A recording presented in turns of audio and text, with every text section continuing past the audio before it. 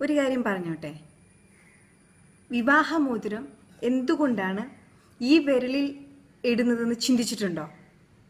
ഞാൻ ചിന്തിച്ചിട്ടുണ്ട്. ഞാനിങ്ങനെ അതിനെക്കുറിച്ച് എന്താണ് കാരണം, ഈ വിരലിലാണ് വിവാഹമോതിരം സാധാരണ അണിയുന്നത്, എന്തുകൊണ്ടാണ് ഈ വിരലിൽ നമ്മൾ പ്രിഫർ ചെയ്യുന്നതെന്ന് ഞാൻ ചിന്തിച്ചിട്ടുണ്ട്.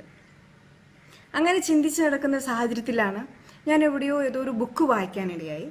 അപ്പോൾ ആ ബുക്കിൽ പ്രതിപാദിച്ചിരുന്നൊരു പോയിന്റ് ഉണ്ട്. ഈ ചൈനക്കാരുടെ കണ്ടുപിടുത്തം ചൈനക്കാരുടെ വിശദീകരണം, വിവാഹമോതിരം എന്തുകൊണ്ടാണ് ഈ വിരലിൽ അണിയുന്നത് എന്നുള്ള ഒരു വിശദീകരണം ഞാനതിൽ കാണുവാനിടയായി. അതെന്നെ വല്ലാതെ സ്ട്രൈക്ക് ചെയ്തു, വല്ലാതെ സ്വാധീനിച്ചു. അപ്പം അതെന്താണെന്ന് ഇപ്പോൾ ഞാനത് പറയാൻ പോവുകയാണ്. നമ്മുടെ രണ്ട് കൈകൾ ഇങ്ങനെ എടുക്കുക. എടുത്തിട്ട് ഈ സെൻട്രൽ വിരലുണ്ട്, നടുക്കത്തെ വിരൽ പതുക്കെ മടക്കി ചേർത്തു പിടിക്കുക. മനസ്സിലായില്ല?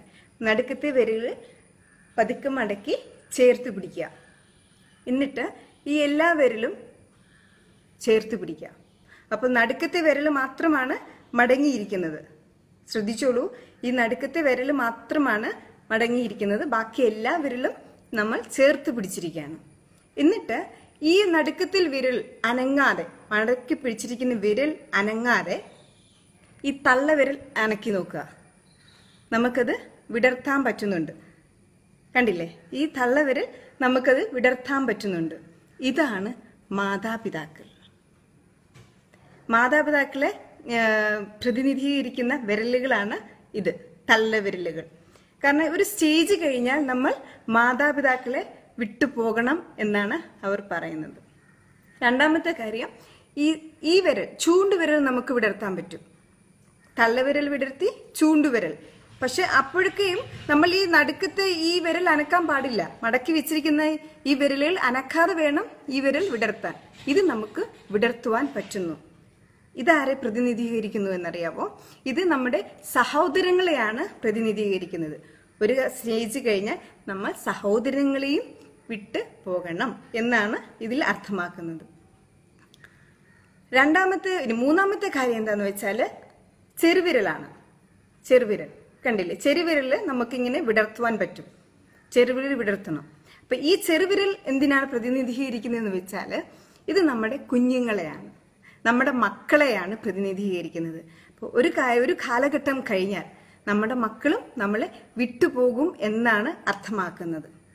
മാതാപിതാക്കൾ വിട്ടുപോകുന്നു, സഹോദരങ്ങൾ വിട്ടുപോകുന്നു, മക്കൾ വിട്ടുപോകുന്നു. ഇനിയൊന്ന്, ഈ വിരൽ അണിഞ്ഞ വിവാഹമോതിരം അണിഞ്ഞ ഈ വിരൽ ഒന്ന് അകറ്റി നോക്കിയേ. നടുക്കത്തെ ഈ സെൻട്രൽ വിരൽ അനങ്ങാതെ ഈ വിവാഹമോതിരം അണിഞ്ഞ വിരലൊന്ന് നിങ്ങൾ അനക്കാൻ നോക്കിയേ, വിടർത്തുവാൻ നോക്കിയേ. പറ്റുമോ നോക്കിയേ? എനിക്ക് സാധിച്ചിട്ടില്ല. ബാക്കി എല്ലാ വിരലുകളും എനിക്ക് സാധിക്കുന്നുണ്ട് വിടർത്തുവാനായിട്ട്. പക്ഷേ ഇതെനിക്ക് വിടർത്തുവാൻ ഒട്ടും പറ്റുന്നില്ല, ഒട്ടും സാധിക്കുന്നില്ല. മനസ്സിലായില്ലേ? കണ്ടോ, എനിക്ക് പറ്റുന്നില്ല. അപ്പൊ അത് നമ്മൾ വിടർത്താൻ നോക്കുമ്പോൾ ഇത് നടുക്കത്തെ സെൻട്രൽ വിരൽ വിടർന്നു പോകുന്നു.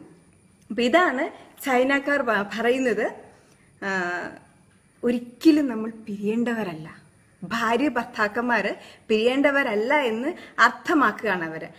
അതുകൊണ്ടാണ് അവര് ഈ വിരലില് വിവാഹമോതിരം അണിയുന്നത് എന്നാണ് അവർ കൊടുക്കുന്ന മറുപടി. ആരെങ്കിലും ചോദിച്ചാൽ അവർ കൊടുക്കുന്ന വിശദീകരണം.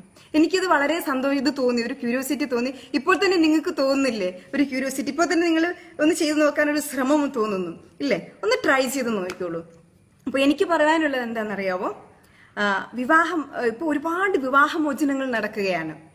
ഇപ്പോൾ ഒരുപാട് പ്രശ്നങ്ങൾ കുടുംബജീവിതത്തിൽ നടക്കുകയാണ്.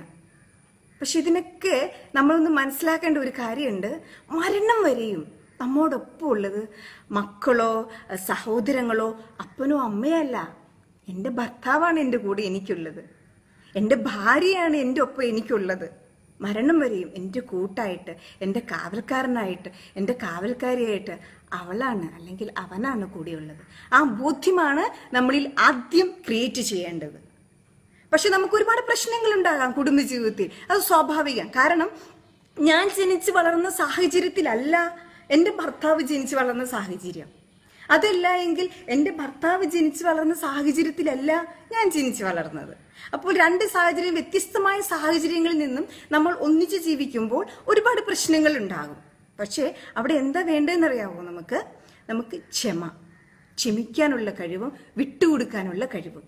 പലപ്പോഴും നമ്മൾ ചെറിയ പ്രശ്നങ്ങൾ വരുമ്പോൾ വിട്ടുകൊടുക്കുമ്പോൾ നമ്മൾ എന്താ ചിന്തിക്കുക, അയ്യോ ഞാൻ കുറഞ്ഞു പോവുകയാണോ, ആള് വലുതാവുകയാണോ എന്നൊരു തോന്നലാണ്.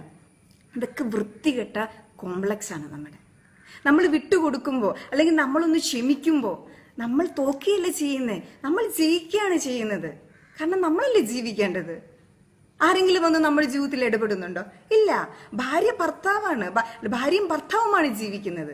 അപ്പൊ ആ രണ്ടുപേർക്കിടയിൽ ആരെങ്കിലും ഒന്ന് വിട്ടുകൊടുത്താല്, ആരെങ്കിലും ഒന്ന് തോറ്റുകൊടുത്താല് ജീവിതം സ്വർഗമാകും. അത് മനസ്സിലാക്കാതെയാണ് നമ്മുടെ ചീപ്പ് കോംപ്ലക്സ് എടുത്ത് മുറുകെ പിടിച്ചുകൊണ്ട് നിൽക്കുന്നത്.